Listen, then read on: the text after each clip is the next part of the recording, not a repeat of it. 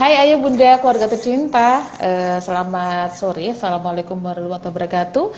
Hari ini kita Instagram Live bersama Ibu Maria, beliau adalah psikolog anak yang nanti ada layanannya di layanan terbaru ya Bu Maria, nanti kita di RC Kendal Sarimer Surabaya, layanan psikologi anak. Dengan hari ini kita nanti ini akan ngobrol santai ya, lebih ke arah ngobrol santai bersama Bu Maria tentang ya banyak sih pertanyaan aja Bunda nih kayaknya tentang persiapan anak untuk sekolah pada usia dini dan bagaimana mempersiapkan putra-putri kita. Dan saat ini banyak orang tua yang sudah menyekolahkan anaknya bahkan sejak usia 1 tahun. Terdapat sekali banyak alasan mengapa orang tua mulai menyekolahkan anaknya pada usia dini, mulai dari kebanggaan maupun ego dari orang tua. Mohon maaf kalau salah, mohon direvisi ya Bu Maria. Ataupun memang didasari oleh kebutuhan sang anak. Nah, ini nanti akan kita bahas bersama ahlinya, pakarnya dengan Ibu Maria. Bu Maria, singkat silakan. Ya. Apa nih? Menanggapi fakta tadi ya. Iya, jadi fakta ini tentang mempersiapkan anak sekolah usia dini antara ego orang tua, antara kebanggaan bahwa anaknya bisa sekolah dini atau bagaimana. Ya, yang terjadi di lingkungan kita aja lah Bu Maria. Silakan. Sebetulnya kan kembali lagi ke profil setiap keluarga.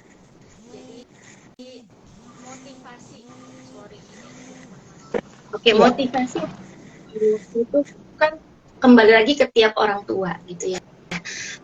Ada yang motivasinya memang karena mungkin ya, ini motivasi yang paling positifnya adalah karena sibuk, ada kesibukan bekerja, kedua orang tua bekerja, kemudian di rumah juga mungkin support sistemnya kurang bisa menstimulasi anak sesuai dengan tumbuh kembangnya, sehingga akhirnya sekolah menjadi pilihan yang cukup baik begitu ya untuk kegiatan anak di pagi hari, daripada mungkin anak dititipkan, kemudian orang yang dititipkan pun kemudian memberikan banyak gadget kah misalnya, atau mengabaikan anak seperti itu ya. Jadi itu salah satu motivasi yang menurut saya positif.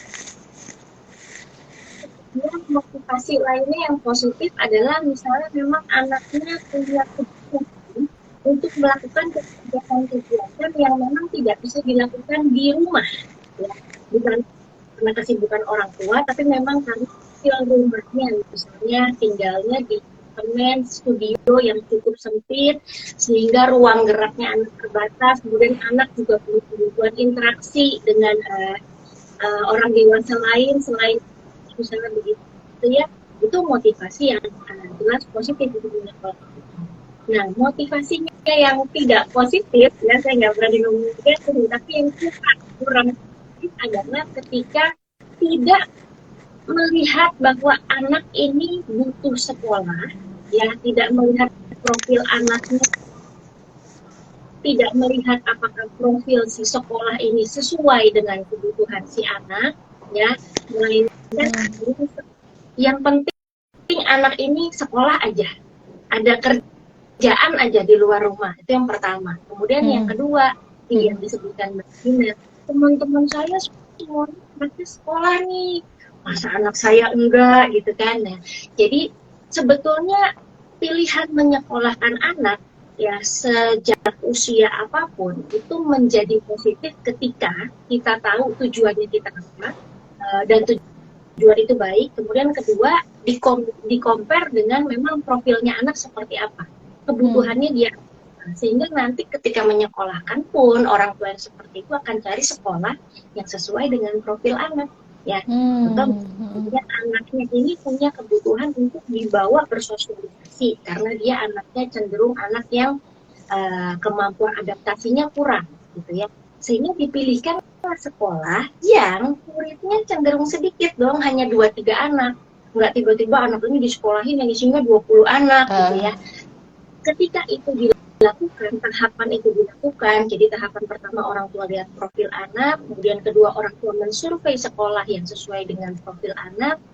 Nah, nanti pastilah itu motivasi menyekolahkan anaknya menjadi baik ya, karena tujuannya baik, sehingga outputnya atau hasilnya biasanya juga jadinya baik. gitu Mbak Dina. Jadi bukan perkara Mhm. boleh apa nggak boleh secara mutlak ya. Harus dilihat dulu nih motivasinya apa, profil anaknya bagaimana, dan profil sekolahnya bagaimana. Harus dicocokkan semua. Nah, harus disamakan dulu motivasi anaknya, bukan berdasarkan yang utama adalah kebutuhan orang tua, sama-sama sibuk ya seperti Bu Maria tadi bilang ya. Tuh, kayaknya yang terjadi di lingkungan kita seperti itu ya Bu. Jadi karena orang tuanya sama-sama sibuk, usia 2 tahun sudah dimasukkan sekolah dini. Nah, ini kan apa sih namanya?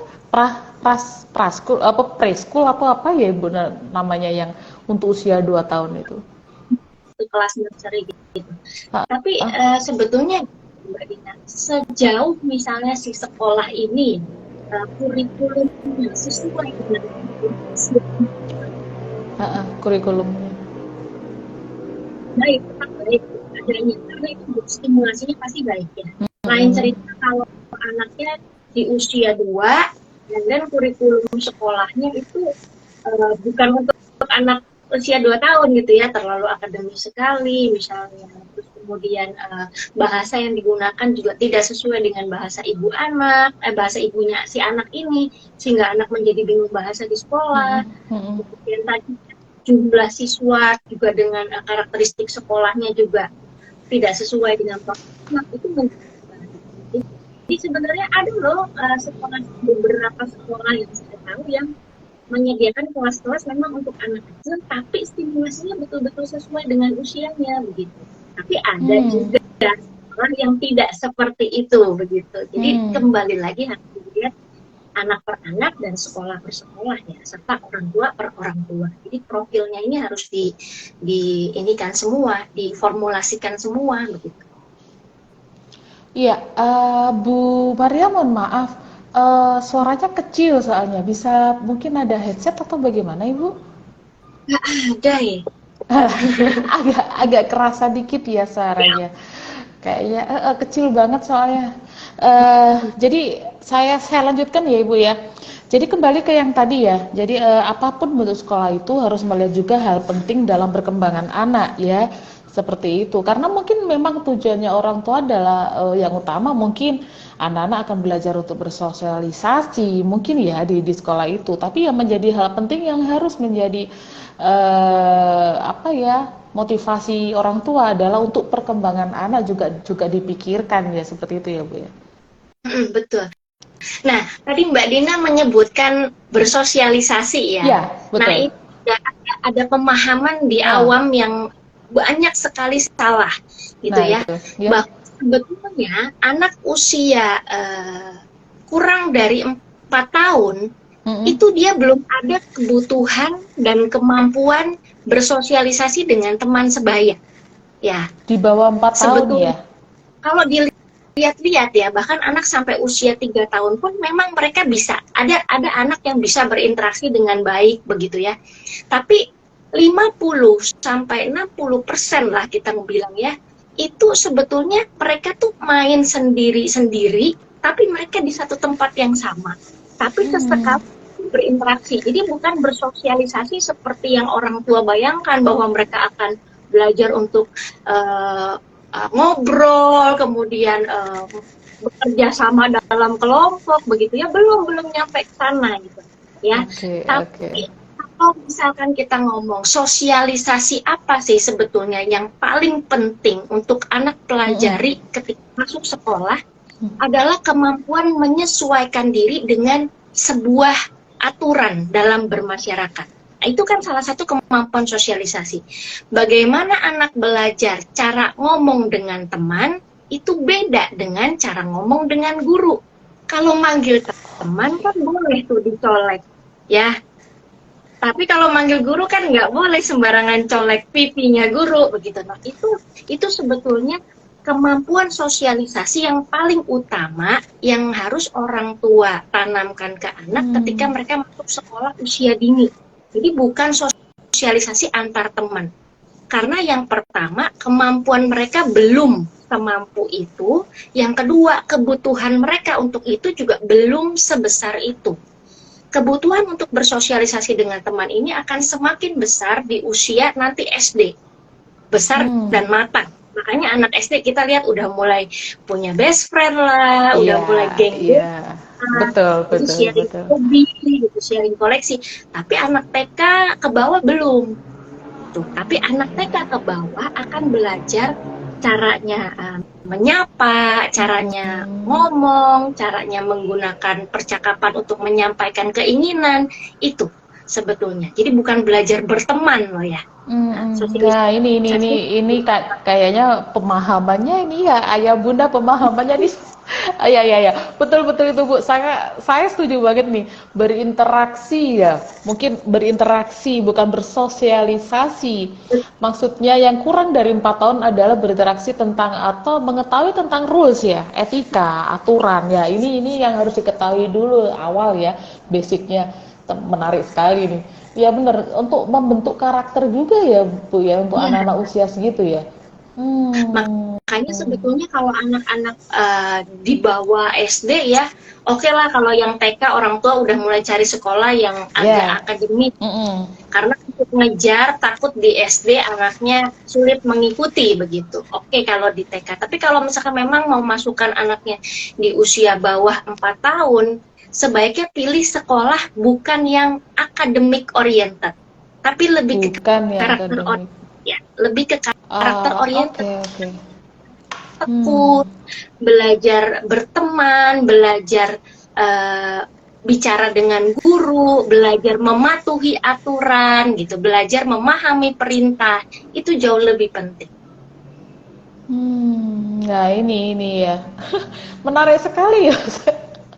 Jadi memang ya ini pemahaman saya yang saya tahu memang yang beredar sekali adalah soal biar aja anak-anak saya sekolahkan biar dia bersosialisasi dengan temannya, dengan lingkungannya, bukan seperti itu. Sosialisasi bukannya seperti itu ya Bu ya, itu tadi belajar tentang rule, aturan, pemahaman juga tentang ya etika ya Bu ya, mungkin ya, etika dalam bergaul, etika dengan orang tua ya.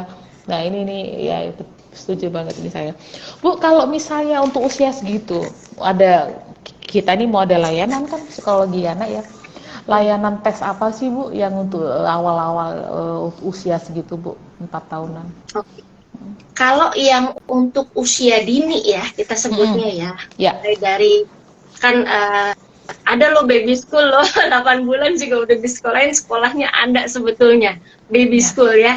Oh Tapi ya? memang kegiatan untuk baby kayak senam-senam, terus kemudian dia masih main sensori, tapi ada institusi yang menyediakan itu ada gitu. Nah, jadi Mm-mm. kalau untuk anak usia dini kita ngomong lah 1 sampai 3 tahun ya, Mm-mm. sebetulnya pemeriksaannya kita cek 4 area utama perkembangan biasanya. Oke, seperti apa Ibu? Sesuai nggak? Mm. Ada delay nggak? Jadi contoh 4 area, bukan contoh, 4 area ini yang kita Uh-uh. periksa. Yang pertama adalah Uh-uh. kemampuan personal sosial. Personal sosial ini bicara tentang kemampuan interaksi, Mm. komunikasi, dan kemandirian. Nah, kebayang nggak kalau Hmm. anaknya di rumah Hmm. semua harus dilayani, semua harus dibantuin, ya. Yang megang suster satu khusus untuk dia dan tidak pernah lepas, tidak bisa mandiri.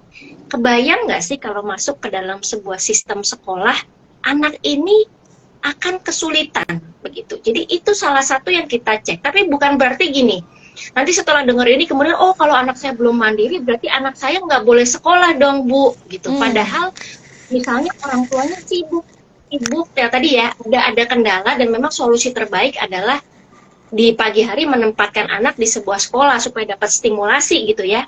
Solusinya Hmm. bukan nggak disekolahkan, solusinya dilatih tadi kemampuan personal sosialnya. Ya, Hmm. kalau orang tua nggak bisa latih sendiri, kan bisa dibantu tenaga terapis, begitu. Nanti dibantu biasanya. Nah, kemudian aspek yang kedua itu Dua. adalah aspek motorik halus. Nah, motorik halus ini juga sering disalahartikan, Mbak Dina. Selalu Hmm. kalau kita bilang motorik halus itu bicara anaknya mampu megang alat tulis, ya. Betul. Nggak begitu, ya. Jadi kalau untuk anak usia dini, kita ngelihatnya salah satunya contoh deh, sebelum mereka bisa memegang alat tulis dengan baik, coba cek. Mereka kalau nyendok makanan, nuang air, tumpahnya banyak apa sedikit, itu salah satu aja ya. gitu. Kalau makan aja begini masih tumpah-tumpah kececeran, atau tidak pernah dikasih kesempatan di rumah untuk makan sendiri. Sehingga kemampuan ini tidak terlatih, bagaimana kita berharap anak ini memegang pensil dan menarik garis juga bisa rapih? Ya, itu kan lebih susah daripada sekedar makan atau nyendokin nasi dari piring yang satu ke mangkok deh. Itu kan lebih sulit gitu ya. Nah, ini salah satunya yang kita lihat. Jadi kemampuan motorik halus. Nah, kemudian yang ketiga, kemampuan motorik kasar dan keseimbangan. Ya, jadi kalau anaknya nih istilahnya teman-temannya nanti di sekolah ada kegiatan lari, udah sesuai dengan usianya dia bisa lari, terus anak ini masih kurang, jatuh gitu, otomatis dia kan di sekolah juga akan kurang nyaman, begitu ya. Nah, itu salah satunya. Kemudian misalnya sekolahnya ada tempat untuk naik turun tangga, anak ini naik turun tangga masih ketakutan aja kalau di rumah, itu otomatis dia ketika di sekolah dia akan bermasalah gitu, jadi punya problem di sekolah. Nah, itu motorik kasar pun kita lihat ya. Kemudian yang terakhir itu bahasa. Nah, di antara 4 aspek ini tidak ada yang lebih tidak penting untuk kesiapan anak sekolah. Jadi anak yang mau kita masukkan ke sekolah itu 4 aspek ini sebaiknya itu sesuai dengan rentang usianya mereka. Tidak ada yang mengalami keterlambatan. Gitu. Ya, jadi sama bahasa juga kayak gitu, Mbak Dina. Kita nggak mungkin bilang anak 8 bulan yang mau dimasukkan sekolah dengan anak usia 3 tahun, kan jelas beda kemampuan bahasanya. Nah, itu nanti akan dilihat sesuai nggak dia dengan usianya. Begitu tidak sesuai, nah apa yang harus dilakukan kalau ada salah satu atau mungkin beberapa dari 4 aspek ini ternyata di bawah usianya dia, ya, apakah sebaiknya disekolahkan? Lebih baik tidak. Kan dia masih usia dini nih, kebutuhan untuk sekolahnya juga tidak setinggi itu, bukan seperti anak SD yang harus sekolah ya. Solusinya apa? Hold aja sekolahnya, tapi jam untuk anak ini sekolah, dana untuk anak ini sekolah dialihkan ke terapi untuk ngejar ketertinggalan perkembangan anak ini. Sehingga nanti di usia berikutnya, tahun depannya, ketika dia mau masuk sekolah, keterlambatannya dia tidak semakin banyak. Dia udah berhasil catch up, sehingga tahun depan dia akan sekolah dengan masalah yang jauh lebih minim. Gitu. Ya. Nah. Jadi jangan berpikir, waduh gimana ya kalau ada 4 aspek ini, lantas solusinya adalah tidak boleh disekolahkan, bisa dikejar. Ya, dengan terapi dulu aja. Saya punya contoh satu pasien saya yang saya bilang, tunda ya sekolahnya ya, kita kejar di terapi dulu aja ya. Ternyata kemarin baru balik nih kontrol setelah 3 bulan Mbak Dina. Kita kan waktu itu target 6 bulan deh, kita lihat siap apa enggak untuk tahun depan sekolah. Ternyata setelah 3 bulan jauh lebih siap. Saya malah yang tawarin, mau saya bikinin surat nggak nih, kalau bisa masuk di tengah-tengah semester kita masuk sekarang, anaknya udah siap. Tapi kebayang nggak waktu itu kalau anak ini pilih nggak di terapi, orang tuanya ngotot ke sekolah, itu anaknya tidak akan siap karena tuntutannya nanti jadinya semakin variatif dan dia tidak pernah distimulasi atau diterapi sesuai dengan kebutuhan keterlambatan perkembangannya itu, gitu ya. Jadi kapan sih anak boleh sekolah di usia dini? Ketika semua aspek perkembangannya tadi sesuai dengan usia, dia akan siap. Nggak usah kuat. 4 tadi ya Bu ya? 4 tadi ya? 4 aspek usia tadi. Dini. Nah, itu usia dini. Tapi kalau itu ada salah satu aja yang tidak sesuai, lebih baik ditangani dulu. Tunda. Dari 4 aspek itu, dari 4 aspek itu ada salah satu yang tidak memenuhi syarat ya, memenuhi standarnya, itu lebih baik ditunda dulu, di hold dulu sekolahnya. Tunda dulu sekolahnya, tapi ke terapi aja. Tidak terapi ke kita ya. Oke, siap. Kita ada sih. Tapi tidak berarti di terapi itu anak-anak yang punya anak kebutuhan khusus gitu ya. Enggak juga, kadang-kadang ada anak baik-baik saja, tapi karena kurang stimulasinya di rumah tuh ya, Mungkin ya tadi kembali lagi, entah itu orang tuanya sibuk atau ya karena pandemi kemarin deh mendadak banyak loh yang mengalami keterlambatan Mbak Dina, kan karena kita juga kesulitan untuk menstimulasi anak ya waktu 2-3 tahun lalu gitu loh. Jadi tidak berarti anak ini termasuk dalam kategori anak berkebutuhan khusus, karena orang tua kan mikirnya, waduh jangan-jangan kalau di terapi berarti anak saya nih ABK nih, termasuk anak yang punya gangguan. Enggak, anak yang kurang stimulasi pun di terapi tidak apa-apa. Malah akan memudahkan anak dan orang tua dalam prosesnya nanti di masa depan. Nah. Saya tertarik sama Bu Maria tadi bilang ya, memang banyak orang-orang tua langsung ngejudge anak dengan terapi ini pasti anak ABK, bukan kan Ibu ya? Pemikirannya begitu, Nah, tidak nah mesti. ini nih Bunda, ini betul Bunda ya sekalian. Ya, notis-notis seperti itu tolong dibuang dulu bahwa itu bukan ya. Jadi untuk anak adik-adik atau putra-putri kita tercinta yang masih membutuhkan stimulasi ataupun membutuhkan terapi, bukan anak-anak ABK, bukan anak-anak berkebutuhan khusus. Jadi ini mindsetnya ayah bunda semua ini harus dirubah. Betul banget nggak sih Yang Bu? yang akan membedakan kan begini Mbak Dina, kalau anak-anak ini memang tidak punya gangguan tumbuh kembang atau bukan ABK, ya terapinya ini kan jangka waktunya pasti ada berhentinya. Contoh Betul. yang kurang stimulasi ya di area motorik halus, ternyata selama ini kurang nih, sehingga anaknya terlambat. Kita kasih 3-6 bulan, setelah catch up ya selesai. Tapi kalau memang dia termasuk anak berkebutuhan khusus, umumnya 3-6 bulan itu tidak selesai. Begitu. Walaupun memang ada yang peningkatannya bagus ya, karena kan misalnya orang tuanya juga kooperatif dan lain sebagainya, tapi biasanya nggak stop di 3-6 bulan gitu. Ya, jadi itu yang membedakan. Cuman kegiatan yang dilakukan dalam terapi untuk stimulasi mereka ini ya, itu sebetulnya bisa diberikan kepada anak yang tidak ada problem sekalipun. Gitu. Ya, jadi makanya saya tekankan bukan khusus anak ABK. Jangan mendadak perlu terapi berarti anak saya ABK. Itu dulu. Betul. Mindsetnya dibedakan dulu. Anak pasti malah nggak dapat stimulasi. Bu Maria, mohon maaf, kita bisa masuk ke pertanyaan tidak ya? Ini sudah mulai banyak pertanyaan, boleh ya? Nanti sambil kita sambung dengan materi-materi ya. Hai Bunda, mohon maaf, saya tidak notice nama Bunda, jadi hai Bun, apa kabar? Bu Maria mau tanya, bagaimana jika anak usia preschool di sekolah sangat aktif atau cenderung paling menonjol dan kemampuannya bagus, tapi ketika di lingkungan keluarga cenderung pendiam. Oh, kebalikannya nih Bu, di sekolah dia aktif tapi di rumah dia cenderung pendiam. Silakan.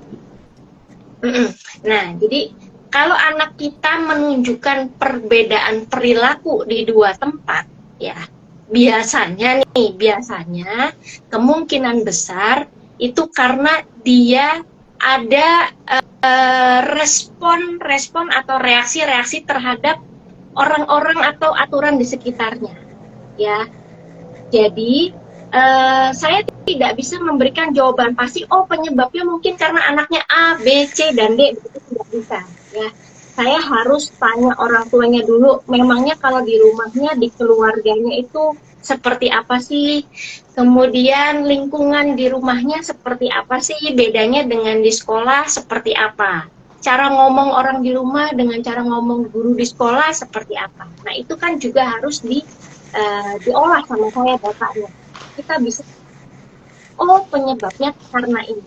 Tapi yang bisa saya pastikan adalah ketika anak menunjukkan perbedaan perilaku di dua tempat, biasanya penyebabnya adalah karena karakteristik dari dua tempat yang berbeda itu. Ya, kalau saya kasih perumpamaan begini Mbak Dina ya. Gimana? Kalau kita taruh di atas teflon panas sama kita taruh di dalam kulkas kan pasti berubah. Iya. Kan dia berubah apa?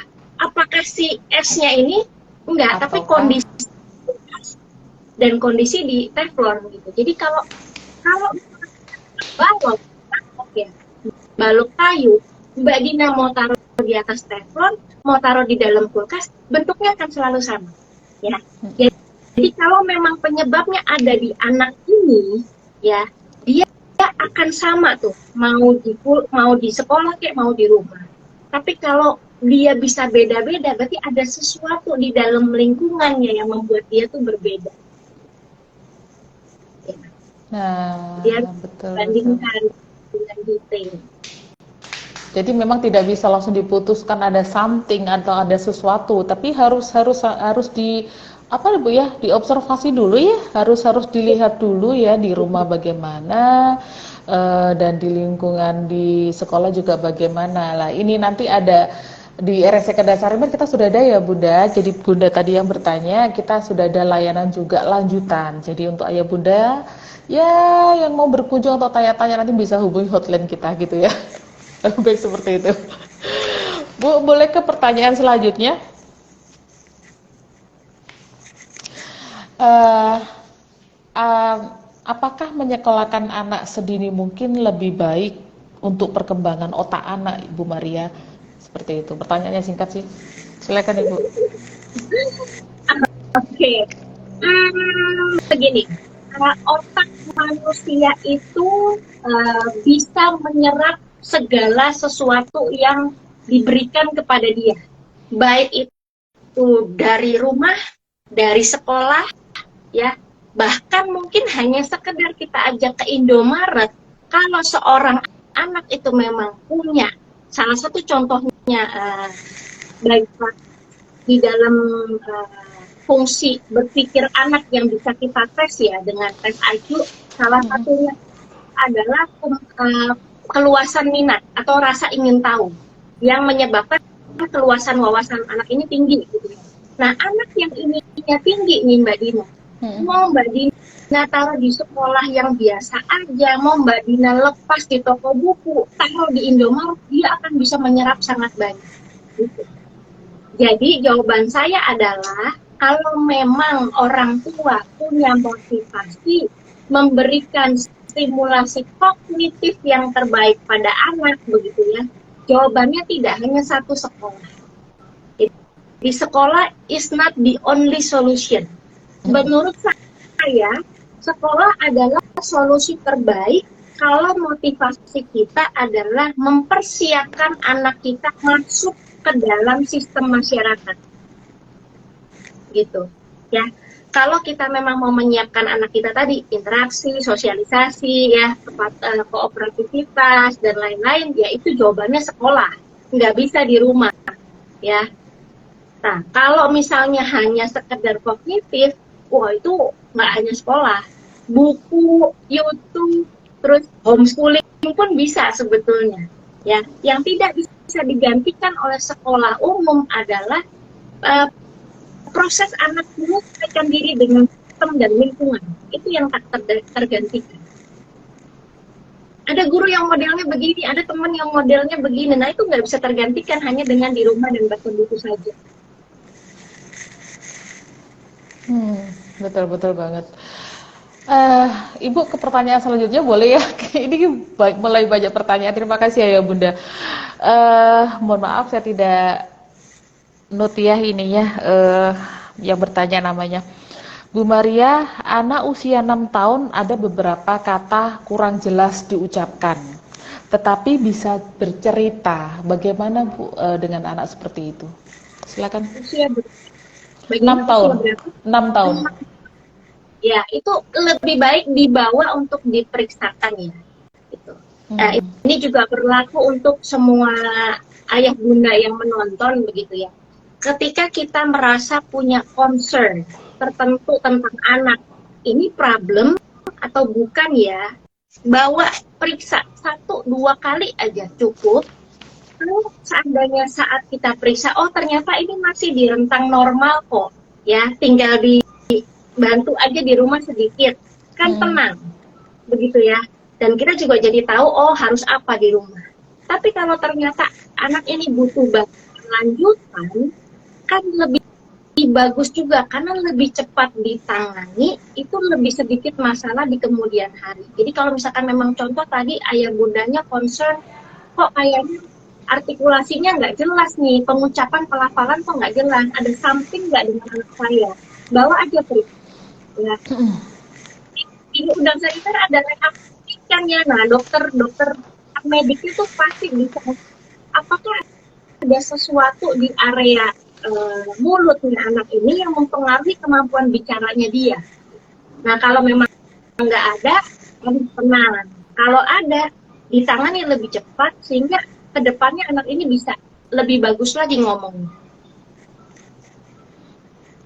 Ya, itu tadi. Ya, lebih baik memang harus segera datang ya, segera diperiksakan mumpung masih usia 6 tahun. Begitu ya Bu Maria?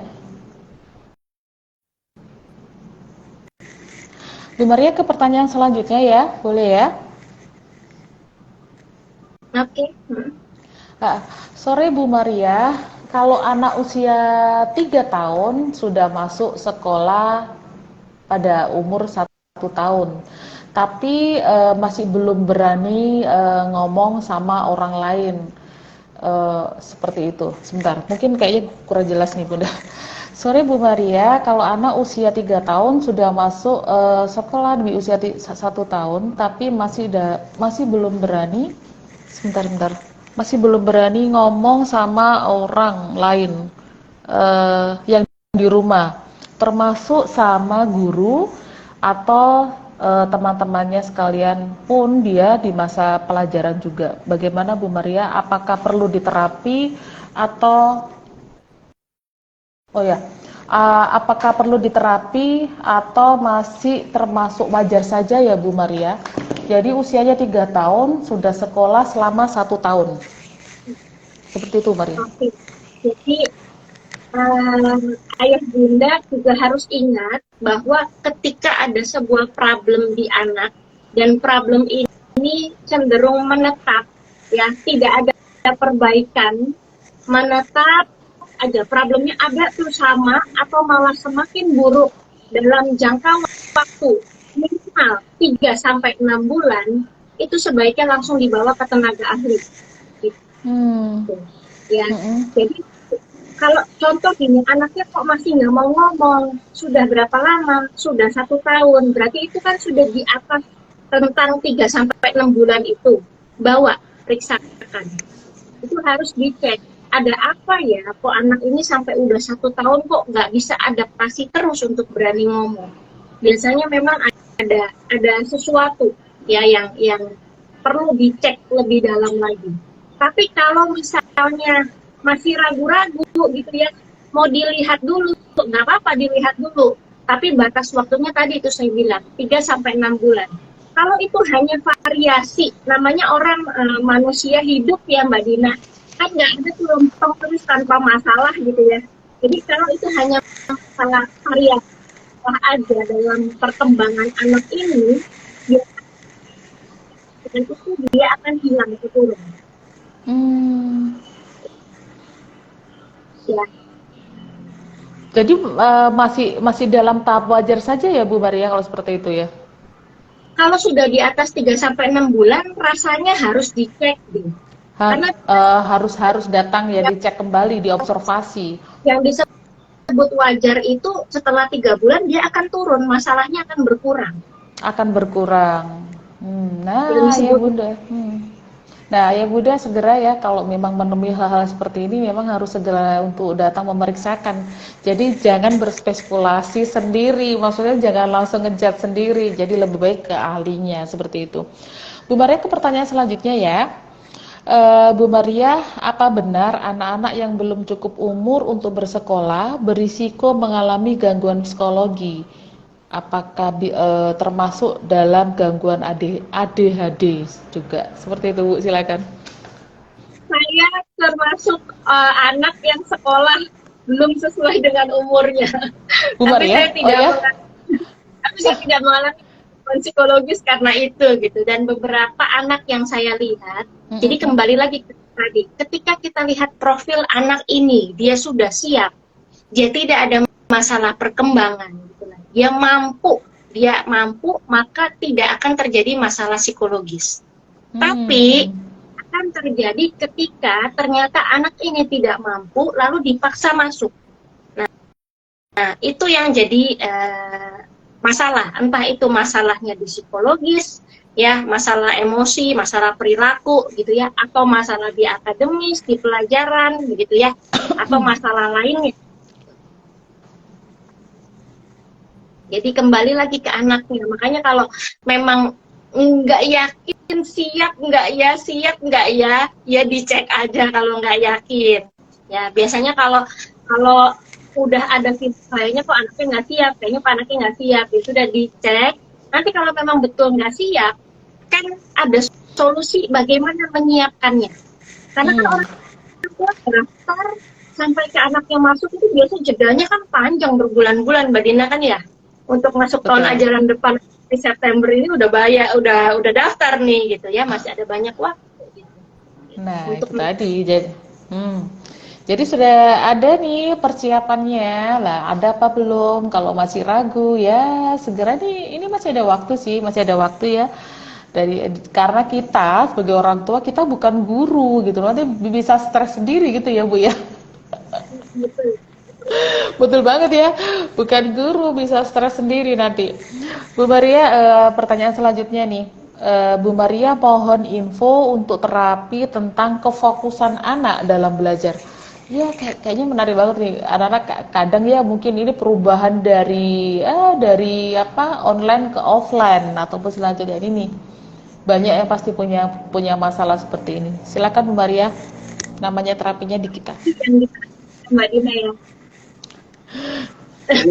Jadi ada terapi yang diperuntukkan untuk membantu meningkatkan kemampuan anak untuk mempertahankan atensi dan konsentrasi itu ada. Jadi ada kegiatan-kegiatan khusus yang dirancang oleh terapis sesuai dengan kondisi anak saat ini, ya, supaya anak ini kemampuan fokusnya meningkat. Ya. Tapi setiap anak itu beda. Jadi kegiatan yang diberikan untuk anak A dengan anak B bisa sama, bisa juga beda, tergantung dari profil anaknya.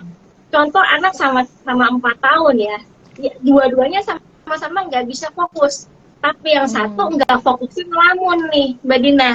Yang satu nggak fokus ya lari sana sini, nanti otomatis kan kegiatan terapinya akan berbeda. Berbeda. Namanya terapi itu biasanya personalized, kayak baju jahitan penjahit.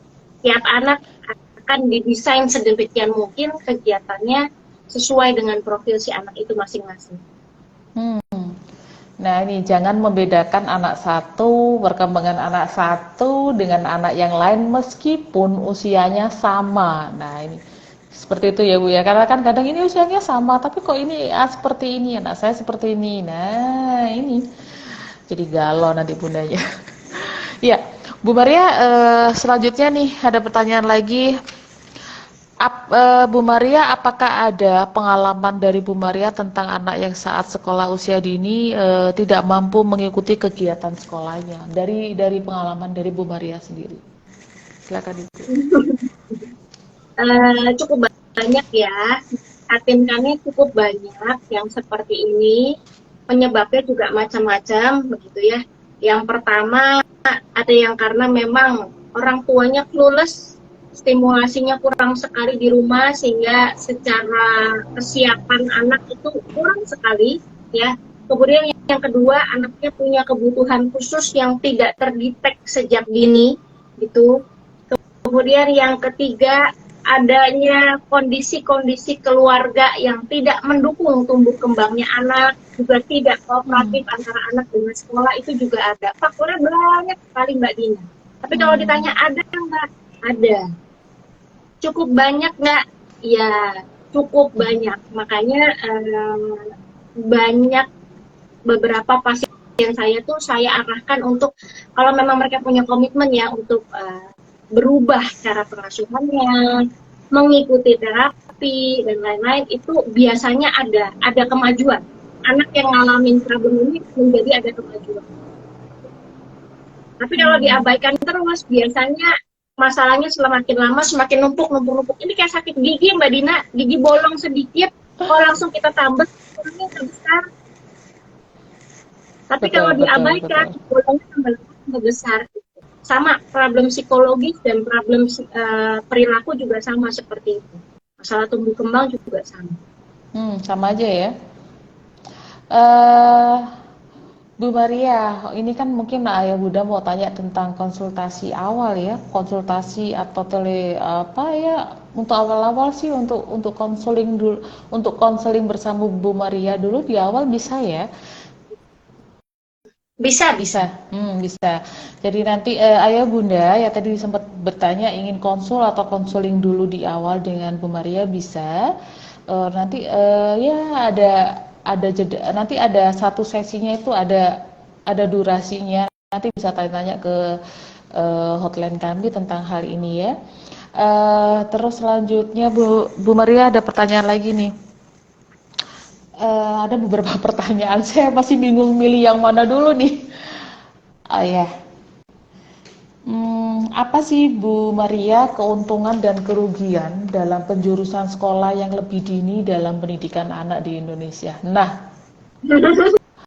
Wah, ini udah agak ini berat nih. kayaknya Nah kan, nih ini kayaknya dari sisi psikolog loh ya. Saya ingin tahu jawaban dari psikolog seperti apa nih. Ada keuntungan dan kerugian nggak penjurusan sekolah yang lebih dini dalam pendidikan anak di Indonesia?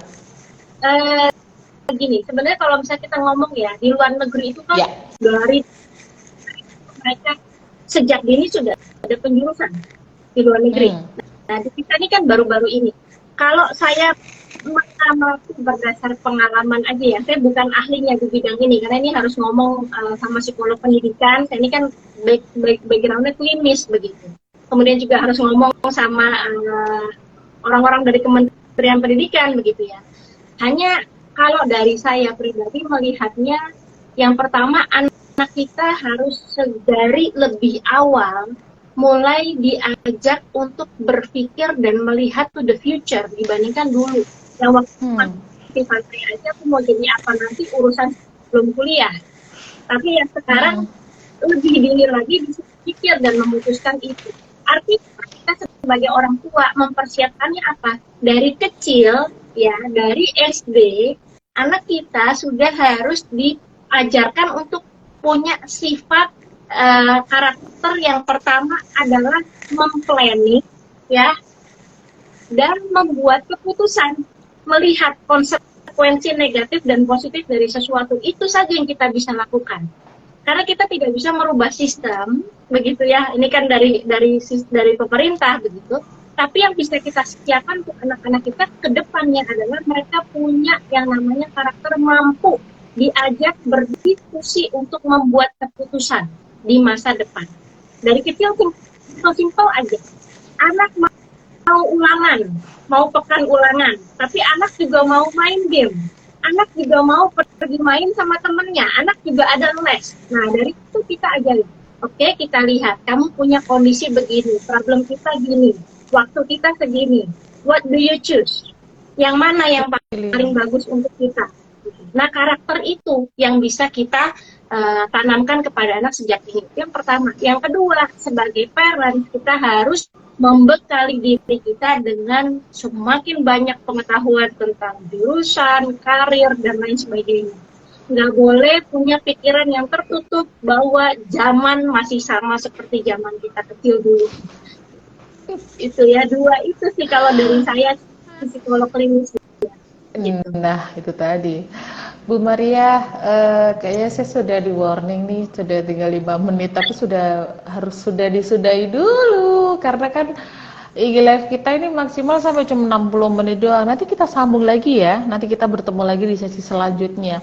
Ya, mau izin closing statement aja dari Bu Maria nih, pesan-pesan singkat tuh Ayah Bunda. Silakan.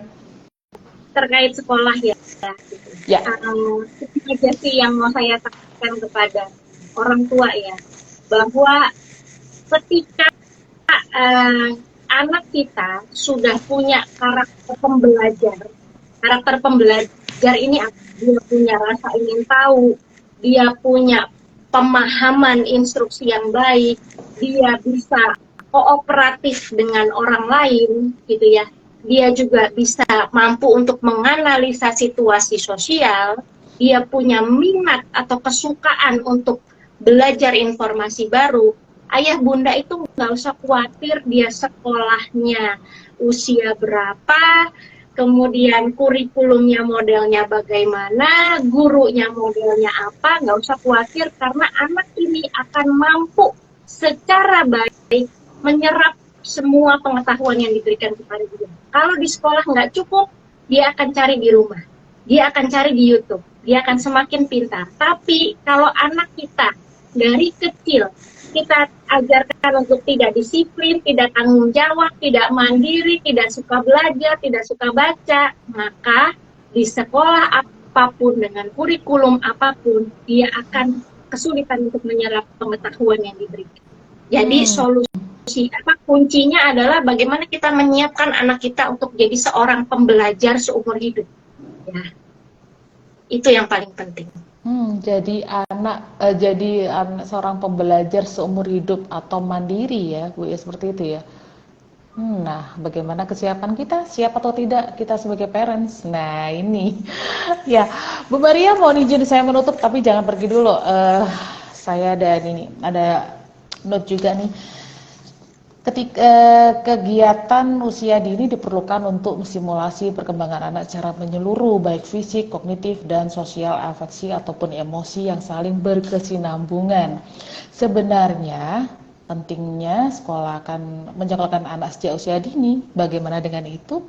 Jika sebagai orang tua bisa memfasilitasi anak-anak usia 2 hingga 5 tahun memberikan fasilitas di rumah, itu tidak masalah. Seperti yang Bu Maria tadi sampaikan, kembali ke rumah. Asalkan kegiatan anak di rumah dapat menstimulasi perkembangannya tadi dan menyiapkan bukan hanya dari segi usia saja, akan tetapi dari segi perkembangan anak yang mencakup perkembangan kognitif, fisik, motorik, bahasa, sosial, emosional, moral, dan agama. Setuju nggak Ibu? Bu Maria, terima kasih banyak. Tapi saya mau singkat saja ya, singkat saja nih tentang layanan psikologi kita di RSA Kenaksari Merse. Nanti ya, Ayah Bunda ikutin terus Instagram kita dan website RSA Kenaksari Mer juga. Ada banyak sekali layanan kita, yaitu tentang tes kesiapan baca tulis, tes kecerdasan atau intelligence quotient test, tes kesiapan masuk sekolah dasar, tes minat, tes bakat minat, tes kepribadian umum, dan tes dinamika kepribadian. Nah, ini nanti adalah yang akan ada di layanan RSC Kenaksari Ber. Bu Maria, mau izin untuk menutup. Terima kasih banyak. Ternyata waktunya masih kurang ya kita ngobrolnya. Mohon maaf, tadi pertanyaan-pertanyaan dari Ayah Bunda masih ada beberapa yang belum bisa kita jawab. Nanti kita akan bertemu dengan di IG Live kita selanjutnya ya. Sampai jumpa di kesempatan lain bersama IG Live kami yang menarik juga. Terima kasih Bu Maria dan mohon izin pamit. Salam sehat untuk semua. Selamat sore. Wassalamualaikum warahmatullahi wabarakatuh. Terima kasih Ibu.